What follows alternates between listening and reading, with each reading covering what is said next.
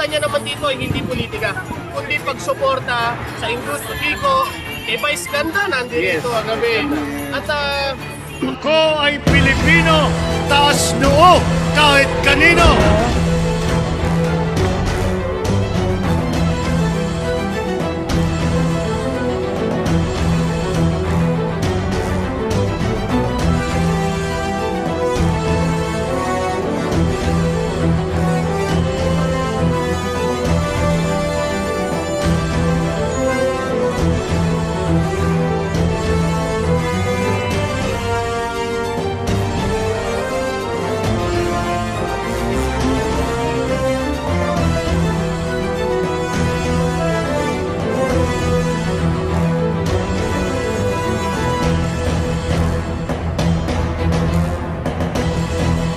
pagpunta niya naman dito ay hindi politika, kundi pagsuporta sa industriya ng pelikulang Pilipino.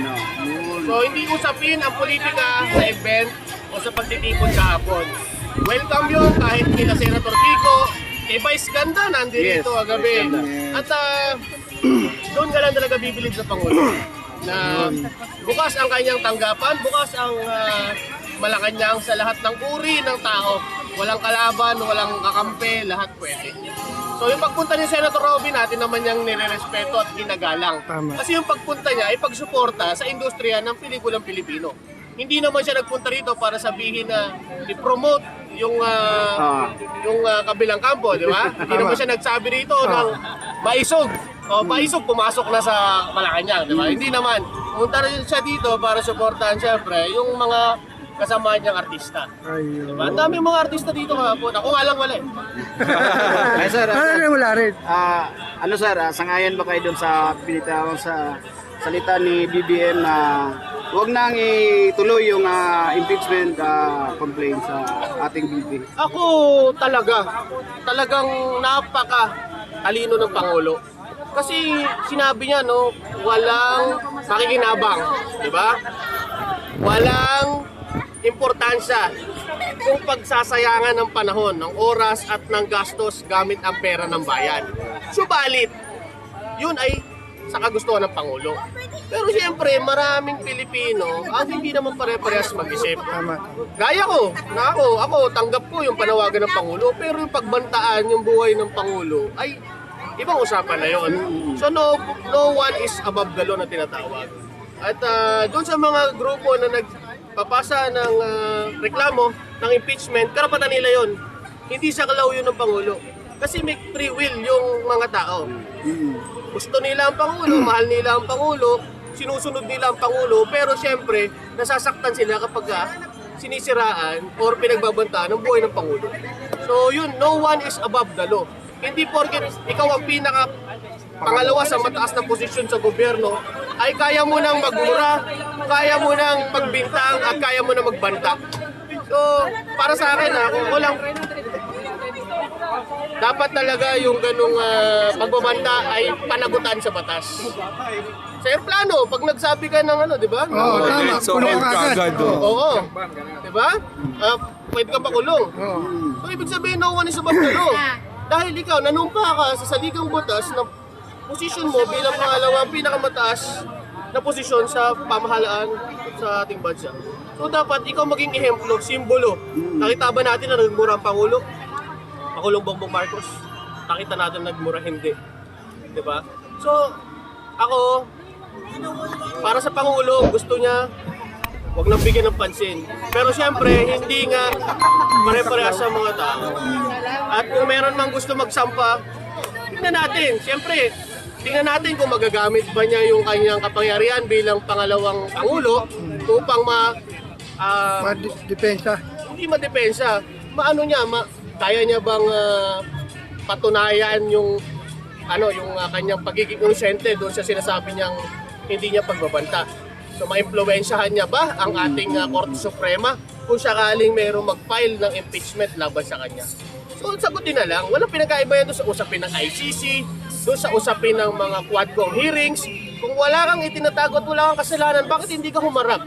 Bakit ginagamit mo trial by publicity? Magsasagawa ng mga rally, magsasagawa ng mga pagtitipon, panawagan na protektahan ka. Eh hindi doon ang tama. Hindi sa EDSA, hindi sa karsada ang panawagan para gawin at ipagtanggol yung sarili mo. Kung di saan, doon sa hearing. Doon ka magpaliwanag. Di ba? Kasi, number one, nanumpa ka sa saligang batas. Sundin mo ang batas ng Pilipinas. True True saligang batas. Pero hindi ka sumusunod sa batas. So, di ba? Ganun kasimple. Walang paglilinaw yung mga rally na yan. Yung mga rally na yan, mananawagan ka, be-brainwash mo lang yung mga tao na sasabi mo, pinupolitika ako. Di ba? Kung pinupolitika ka, dalhin mo sa proper forum. Kasi ikaw ay isa sa nagpapatupad ng batas. Pero ano masabi mo sir sa di pagsunod ni BP Sara sa panawagan ng NBI na magpaliwanag? Yun ang sinasabi ko, di ba? Ini-influensyahan mo or nagte-take advantage ka doon sa kapangyarihan mo. Di ba? Pero nanumpa ka sa saligang batas ng Pilipinas na pagsisimplihan mo at susunod ka sa batas ng Pilipinas pero ikaw mismo hindi ka sumusunod. So anong gagawin? Yung mga taong nakikinig at sumasampalataya sa'yo, sasabihin, inaapi ka, aping-api ka. Pero hindi sa proper forum doon sa labas sa kalsada. Dapat umattend siya ng hearing. Umattend siya ng hearing, tapos pumunta siya ng Congress, pumunta siya sa NBI, doon niya sabihin. Dati sa abogado pa pala. Abogado siya. So alam niya yung batas. So ganun lang kasimple. Delaying tactics or ino-influensyahan niya yung pag-delay doon sa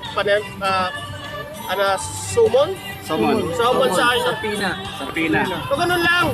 Huwag maging bobo ang mga Pilipino. Napakasimple lang. Nanumpa ka sa saligang batas upang patupad at sundin ang batas ng Pilipinas pero ikaw mismo ay hindi sumusunod doon sa batas. Pasok, Stephen Lee! BP Sara, pakinggan niyo pong ang hinaing nating kasama. Siya na po nga ay nagbebenta lang ng Biblia pero ngayon galit na po sa inyo.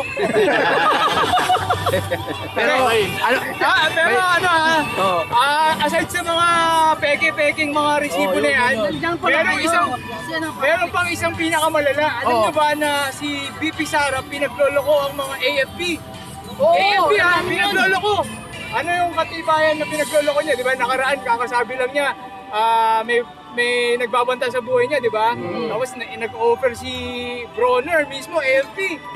Chief of Staff na pagbabantayan siya kung hindi daw kaya nung 300, 400 na security niya, si Bronner na mismo ang magbabantay sa kanya, mag-head ng BP. Kasi anong ginawa ni Sara? Tinanggihan niya yun, di ba? Tapos biglang nagpasaring pa na sabi, I don't trust anyone, di ba? I don't trust anyone. Ibig sabihin, pati AFP na parang gustong-gustong ikayatin ng ama niya na di ba? Sedition. Ngayon, inaano niya, di ba? Nire-reject niya. Saka, hindi lang yan. May patunay pa na niloloko niya yung AFP, yung 15 million, naalala niyo yan? 15 million na resibo, kinuha lang sa AFP. Para sa DepEd, sabi daw, kumuha ng certificate, di ba? Para dun sa Youth Summit. Akala nung AFP, lang kasi yung ibang mga grupo kumuha rin ng certificate. Ang ginawa nung DepEd, base sa Confi Fund, ginawa niyang resibo pang takip sa 15 million mula sa Confi Fund. Ginawang pinasa sa COA. Tapos fake news nila. Tapos nung nandun na sa Congress, tinanggi ng AFP ni Singkong Duling, wala pong binigay ang DepEd. Ibig sabihin, saan napunta yung 15 million? Yari na. Di ba? Ibig sabihin, binulsa lang. O sino yung, di ba? Tapos yun, yung tatay niya, ikahihatin yung AFP, pinagluloko nila yung AFP. Pero linawin natin yung binanggit niya na pagbabanta sa buhay. Pagbabanta sa buhay ng ikalawang Pangulo. Tatanungin ko kayo, kapag ba nawala ang ikalawang Pangulo, makikinabang ba si BBM? Makikinabang ba yung Pangulo? Yung Pangulong Ferdinand Bongbong Marcos, kapag nawala ba si BP Sara, makikinabang siya? So pag nawala yung Vice Presidente, yung Pangulo natin, lilipat sa Vice Presidente? Diba? Ganun. Napakabubo mag-iisip na itong mga DDS na to. Napakabubo, diba? Ngayon, pinagbantaan niya yung Pangulo. Sino makikinabang kapag nawala ang Pangulo? Siya. Ina, may presidente Diba? tayong adik. Diba? Simple.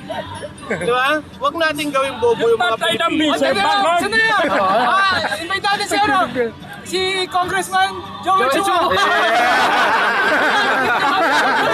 Nananahimik eh. Kaya totoo yan mga kababayan. Pero ito yung ano, number one fake news nila ngayon Kapag magkakasakit daw ang mga Pilipino, wala nang PhilHealth, zero funding, zero funds, wala na raw talaga